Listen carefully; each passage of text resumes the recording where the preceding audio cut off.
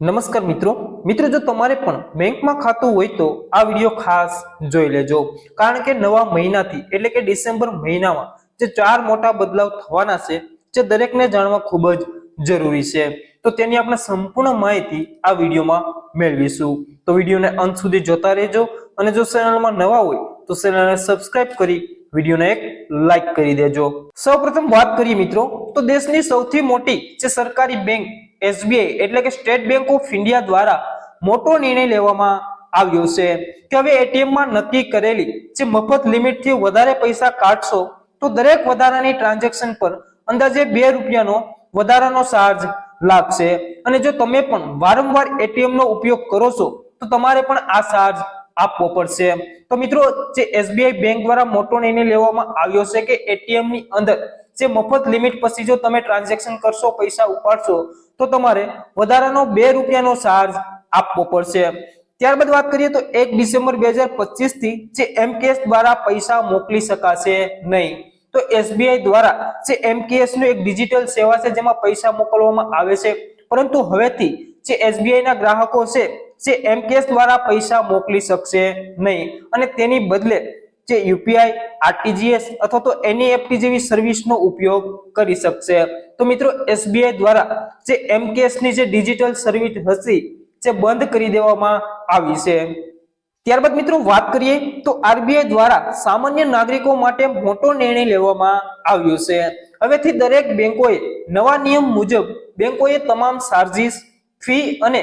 વ્યાજની ગણતરી એક ખાતા ધારકોને સ્પષ્ટ રીતે બતાવવાની ફરજ રહેશે। આથી ગ્રાહકોએ જુદી જુદી બેંકોની સરખામણી જે સરળતાથી કરી શકશે અને યોગ્ય બેંક પસંદ કરી શકશે। તો મિત્રો આરબીઆઈ દ્વારા જે સામાન્ય લોકો છે એમના માટે ખૂબ મોટો નિર્ણય લેવામાં આવ્યો છે। આરબીઆઈ દ્વારા કહેવામાં આવ્યું કે હવેથી દરેક બેંકોએ પોતાના ચાર્જીસ પોતાની જે અલગ અલગ લાગતી દરેક ફી તેમજ વ્યાજની ગણતરી આ દરેક વસ્તુ હવે દરેક ખાતા ધારકોને સ્પષ્ટ રીતે બતાવવાની રહેશે જેથી દરેક ગ્રાહકો છે એ જુદી જુદી બેંકોની સરખામણી કરી શકે અને સરળતાથી પોતાની યોગ્ય બેંક પસંદ કરી શકે। જો મિત્રો તમે પણ એટીએમ નો ઉપયોગ કરીને રોકડ રકમ ઉપાડો છો તો આ માહિતી ખાસ જોઈ લેજો કારણ કે આરબીઆઈ દ્વારા જે એટીએમ ને લઈને મોટો નિર્ણય લેવામાં આવ્યો છે। નવા નિયમો મુજબ નોન હોમ બેંક એટીએમ પરથી મહિનામાં માત્ર 3 ફ્રી ટ્રાન્ઝેક્શન મળશે અને ત્યાર પછી જો તમે ટ્રાન્ઝેક્શન કરો છો તો તમને 20 થી લઈને 25 રૂપિયાનો વધારાનો ચાર્જ લાગશે અને આરબીઆઈ નું માનવું છે કે આ પગલું એ ડિજિટલ પેમેન્ટ્સને પ્રોત્સાહિત કરશે અને કેશ પર આધારિતતા ઘટાડશે। તો મિત્રો આરબીઆઈ દ્વારા જે એટીએમ ને લઈને નવો નિયમ લાગુ કરવામાં આવ્યો છે કે જો તમે એટીએમ માંથી પૈસા ઉપાડો છો તો માત્ર તમને મહિનાની અંદર 3 ફ્રી ટ્રાન્ઝેક્શન આપવામાં આવશે અને જો તમે 3 થી વધુ વખત પૈસા ઉપાડશો તો દરેક ટ્રાન્ઝેક્શન પર તમને 20 થી 25 રૂપિયાનો ચાર્જ લાગશે। તો મિત્રો તમે પણ યુપીઆઈ ડેબિટ કાર્ડ અને નેટ બેન્કિંગ જેવા છે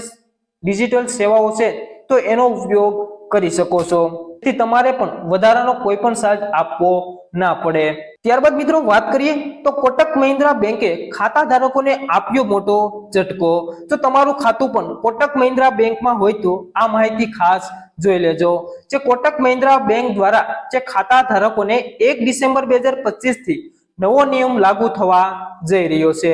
જે 1 ડિસેમ્બર થી મહિનામાં જો 30 થી વધારે એસએમએસ એલર્ટ આવશે તો દરેક એસએમએસ પર 0.15 રૂપિયાનો વધારાનો ચાર્જ લાગશે। તો મિત્રો તમારા મોબાઈલની અંદર જે આરટીજીએસ ના મેસેજ ત્યારબાદ આઈએમપીએસ ના એસએમએસ ત્યારબાદ એટીએમ માંથી જો તમે ટ્રાન્ઝેક્શન કરો છો જે પૈસા ઉપાડો છો અથવા તો પૈસા ડિપોઝિટ કરો છો તો એમના મેસેજ આવા અન્ય ટ્રાન્ઝેક્શન પર 30 થી વધારે એસએમએસ આવશે તો તમારે 0.15 રૂપિયાનો વધારાનો ચાર્જ લાગશે અને મિત્રો આ ચાર્જ એ માત્ર કોટક મહિન્દ્રા બેંક ખાતા ધારકોને લાગશે જે 30 થી વધારે એસએમએસ પર દરેક એસએમએસ પર 0.15 રૂપિયાનો વધારાનો ચાર્જ દેવો પડશે। જો મિત્રો તમે પણ બેંકમાં રોકાણ કરીને સારું એવું વળતર મેળવવા માંગતા હોય તો તમે આ બેંકોની અંદર રોકાણ કરી શકો છો જેથી તમને સારું એવું વળતર મળી રહે। તો એમાં સૌપ્રથમ છે દેશની સૌથી મોટી બેંક છે સરકારી બેંક એસબીઆઈ એટલે કે સ્ટેટ બેંક ઓફ ઇન્ડિયા જેમાં